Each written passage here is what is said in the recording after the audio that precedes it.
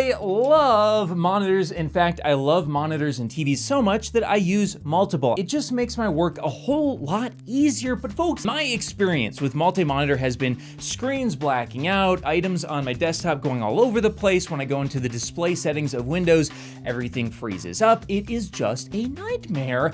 That's why I had to bring you this video. I have basically fixed all those problems, and it is so unbelievably simple. If you go ahead and you plug in 2 monitors into one graphics card, God forbid these issues prop up. However, if you take one of those displays and take your secondary one, not your primary one, leave your primary one in the GPU, take your secondary display and plug it into your motherboard, because most motherboards these days, most good motherboards, will have an HDMI or DisplayPort output, and then they do also have, on most modern CPUs, some sort of integrated GPU, iGPU.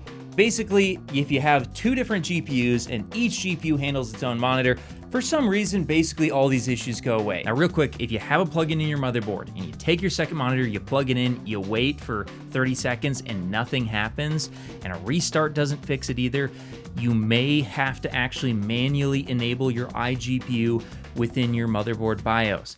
Now, I'll link you some resources in the description below that will show you exactly how to do that.